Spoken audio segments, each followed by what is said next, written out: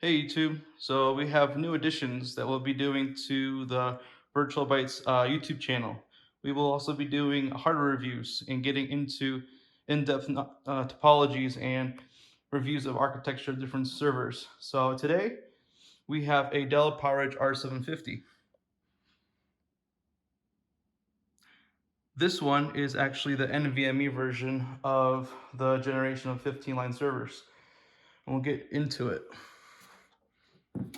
So here we have the 24 bay model. And as you guys can see, I only have 4 NVMe disks, and these are 1.92 terabyte SSDs.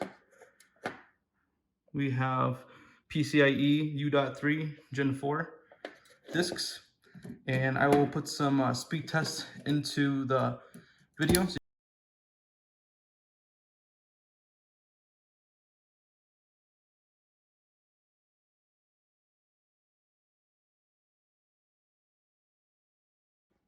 Okay, let's start off here in the front bezel. So you guys can see this server has the Bluetooth capability of the iDRAC sync. So if you have a mobile device, Android or Apple, and you have the Open Manage app, you can actually hit the button and synchronize it with the server and the app, and you can actually control iDRAC, configure, customize all 3 mobile apps. So if you have a large data center and you need to figure out what server's what, you can hit the sync button, informational button. But this is actually pretty neat. So the app actually synchronizes with the phone, shows its diagnostics, health, status of the server. So that's actually a pretty neat feature. And this comes, I think, on most of the servers, but this is an additional add-on to them. So we have here, and just regular standard fillers you have here for the air cooling. And we have on the right hand side, we still have the same traditional as a 14th generation server, power button, USB. This is a USB 2.0, not 3.0. If you want 3.0, it's in the back of the server. VGA, and you have your management maintenance for a USB for the iDRAC for the iSIM and whole thing. We have a little tag, service tag here. I'm not going to pull that out because this is information of the service tag, but we have some topologies here of the different layouts of the XT series. So XT series, you have the 16 bay and the 8 bay. These are more condensed versions of this model. There's also different LED behaviors, tells you about the iDRAC sync option, and looks like from now on we need to have 3 people to lift it, but I do it myself. So now we're at the back side of the server. As you guys can see, Dell has changed the architecture of the line of the 15th gen servers. You don't no longer have 2 power supplies on the right hand side of the server. Looks like they split them up on both sides.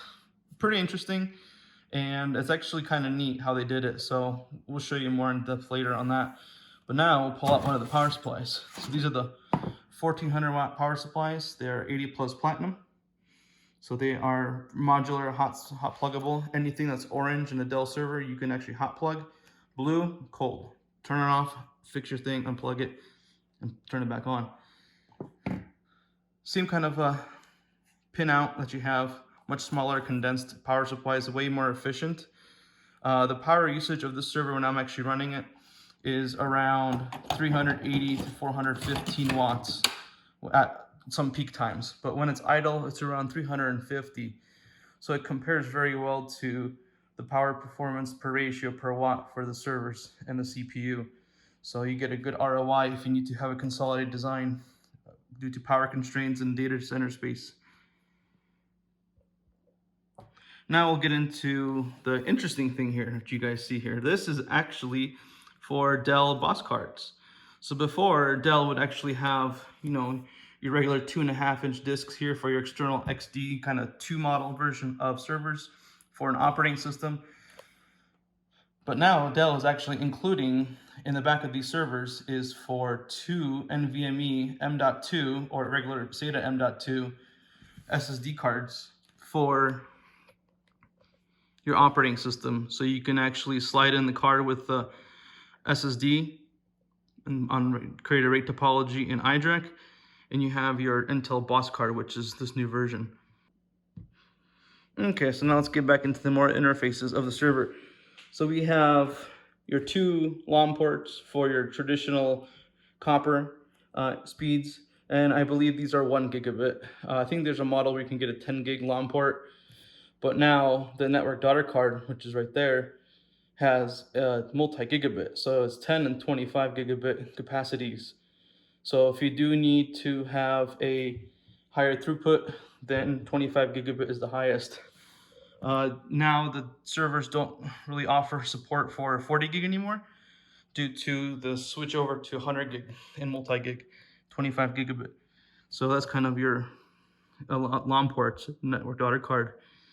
And then to the right, you have your identifier LED icon, which is what when you press the button in a data center, you're trying to locate the server. So that's that right there.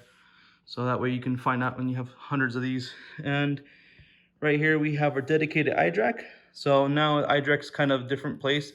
Instead of being on this side of the server on the 14th gen, it's actually right here now. So you actually have it right in between your USB and your VGA. It's kind of interesting. So that's kind of the back end of the server. So now we're gonna actually get into it and open this guy up and actually get into the specifications of how this guy is inside.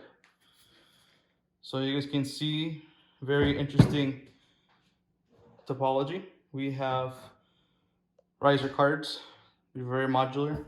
Pull them out if you want to actually add a GPU, network card, and any accelerators. So let's get down to tearing this guy slowly apart. I'll do it kind of slowly at a time because holding a camera and trying to do a review, so you need a cameraman. So here is the M.2 slot for the NVMe or SAS.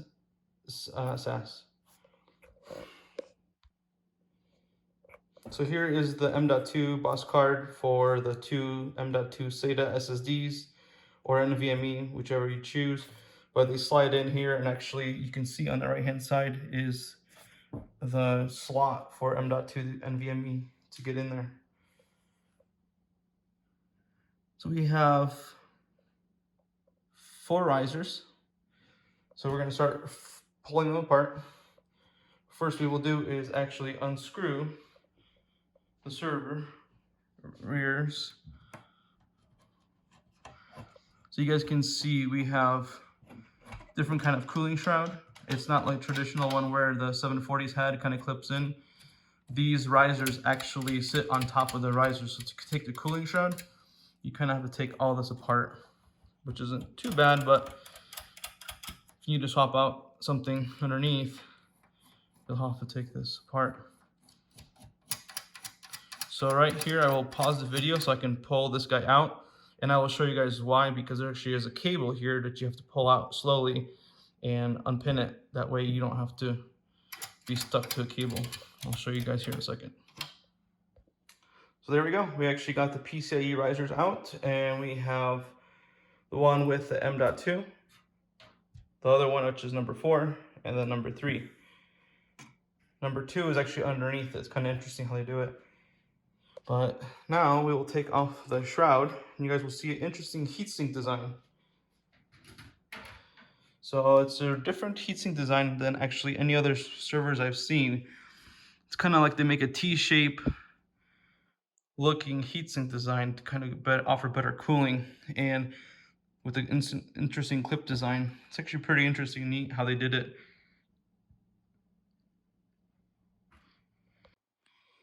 So the memory here to actually install in the server is actually SK Hynix 128 gigabyte DDR4 3200 megahertz speed of memory. It's actually really fast. So the family of these CPUs is Intel Xeon Gold 3rd generation. They are 6342 series. They are 2.8 gigahertz of CPU clock speed, and they can boost up to 3.5 gigahertz. So they're actually really nice CPUs and very fast. I've actually been labbing out a nested full-on environment of VMware Cloud Foundation with the 1 terabyte of memory and a full-on management workload domain and compute.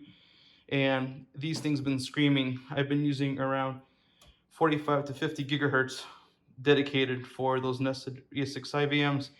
And yeah, so stay tuned for that video. We're actually going to be doing full-on walkthroughs on how to build, and you guys will see topology of what I've actually been building on this single host. It's actually kind of cool.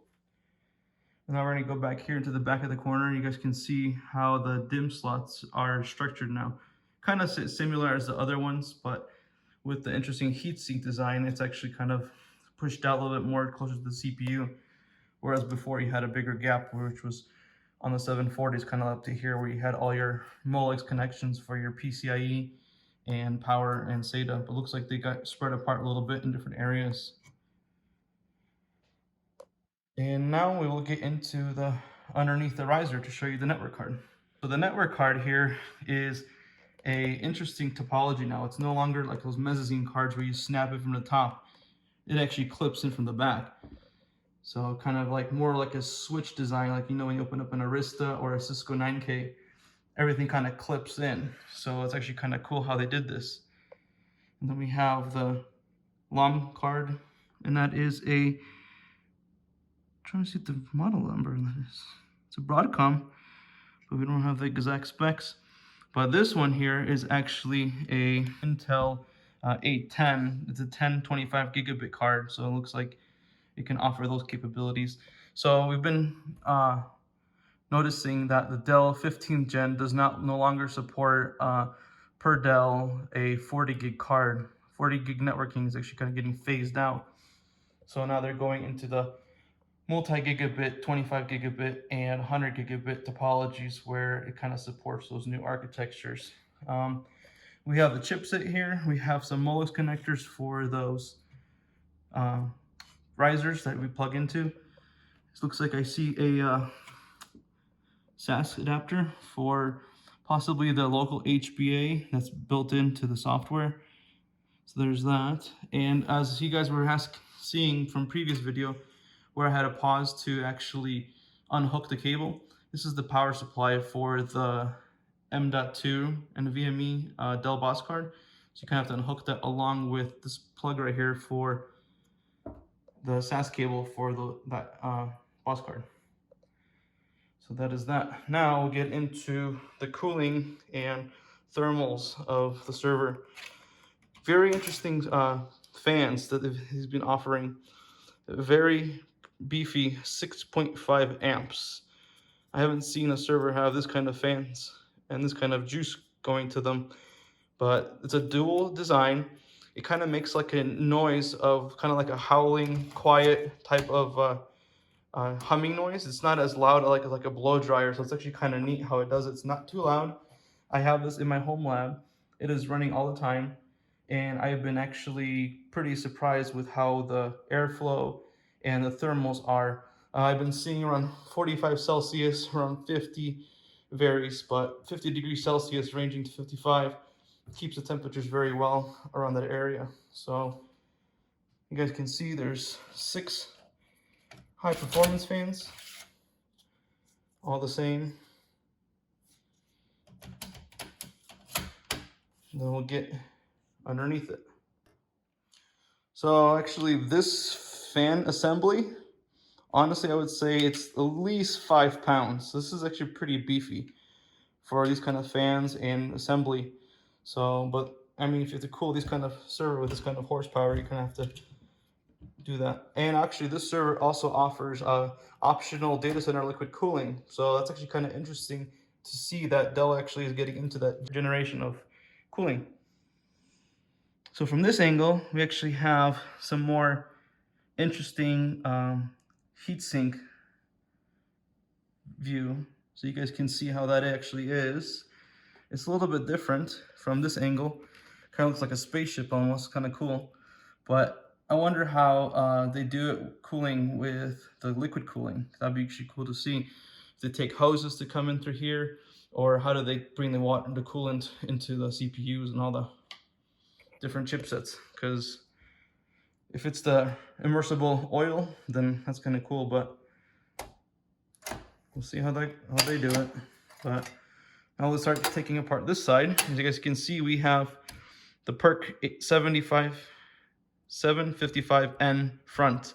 So these are front driven on the back of the backplane NVMe RAID controllers. They are actually pretty robust and pretty neat what they offer. All the interconnects are actually right here. So you don't have to deal with going all the way to the back with a SAS cable trying to get back here like on a 740 to the mezzanine card where you had to plug in your mini 740p or 730p or HBA 330p or even the PCIe. They actually added it here to the front, keep the cable shorter. So that's kind of neat. There's actually one thing I noticed. I like these holders. Previous versions of the servers had little notches, like the 730, the 13th gen, and the 14th gen. But I do actually like this holder because I've seen where on previous servers, the notches kind of get bent or they get broken, and the fan assembly is hard to put in. So, but this one here is actually very easy and very smooth. So you guys can see how it just literally snaps in. So that's actually a really neat feature that they added to keep it a more efficient installation of fans. And these are actually also hot swappable. So you can remove each of the fans if there's a faulty one during production, pop it out, put the new one in, and go on with your day. So that's kind of neat. And there's your front view.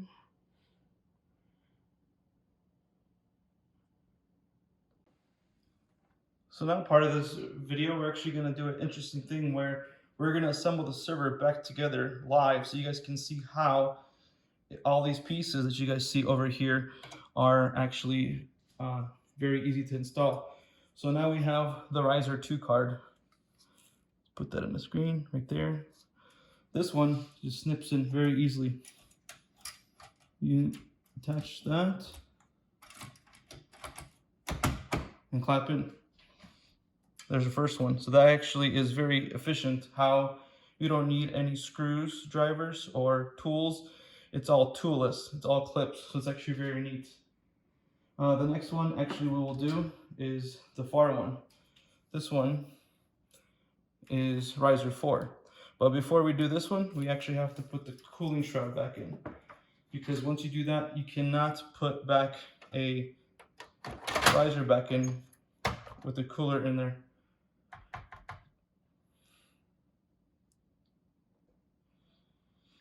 So then before we can put the long risers into these areas, we actually have to put the cooling shroud back in because later you won't be able to put the cooling shroud back on due to the long risers. There we go, so we have that. And now we will turn the camera just a little bit that way and we will install riser number 4. See how efficient that was? That actually was very neat in the clip design.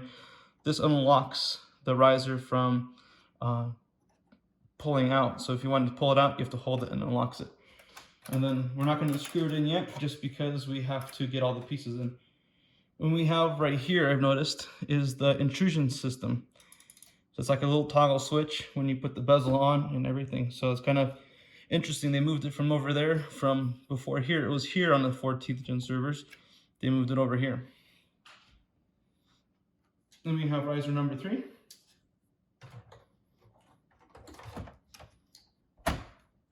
There we go. It's already clipped in very efficiently. Toolless design as well again. And now this one, you guys will get to see me plug in that little cable, which is, move the camera a little bit, and that way. So the cable plug is actually right here. You can see it. It's a very small plug, and that's where the cable gets plugged into. So what I do is I plug it in first.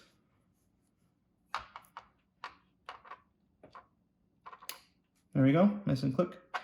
And I plug in the SAS cable for the HB, and I kind of route the cable around the opposite way so it doesn't get tangled. There we go. Make sure it's nice and secured in. And when I drop this down, I actually make sure that these cables are clear of the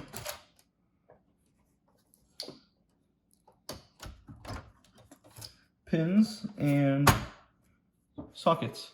So there we go. That's how actually it was very easy to install. And I just make sure everything is reinserted. And as you guys can see, server is assembled back into shape very quickly. And there's that. So now we'll go on the back side. So you guys can see we have all the 3 risers that are visible to the back. And now we're just gonna lock them in with the blue little torque screw.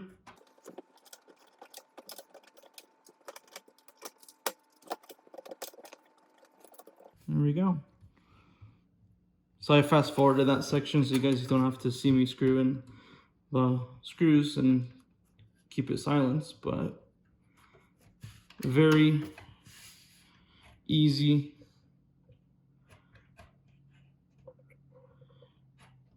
installation. There it is. We'll have an overview view of it. So as you can see, everything is back together and installed.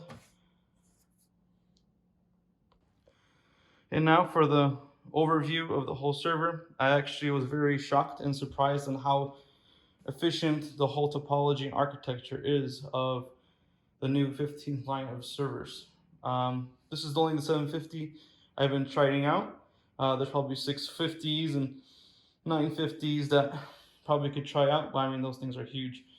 But very impressed with Dell's EMC's new line of generation of servers. Excited to see what the future has to hold. And yeah,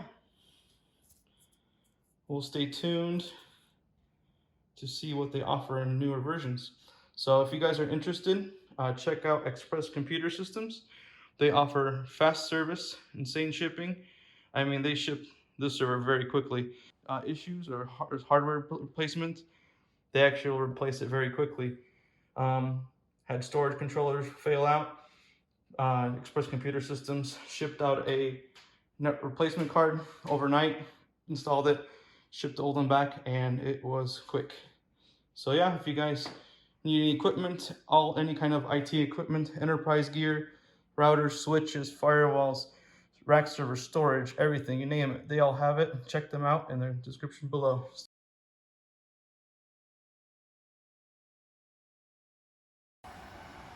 So there we go, we have the server, the R750, racked up, and we're gonna slide it in and power it up. Let me make sure my cables fit in. There it is. So now we will go into the back of the server and plug it up. So, but yeah, 750, 740, 740, and a 740 XD. So all the generation of these new servers look identically the same, minus the inside. The inside's completely different from a 14th gen to a 15th. So, but yeah, now let's go to the back and hook it up. There we go. So we're gonna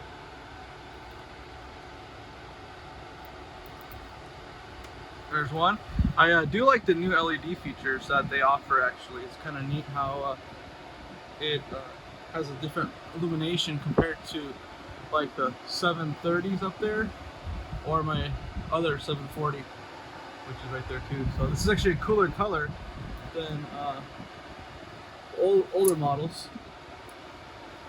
I'm gonna plug up the second power supply. The thing that's flashing right here, that's my 40 gig card. So I don't know if you guys are interested to see what that was. We have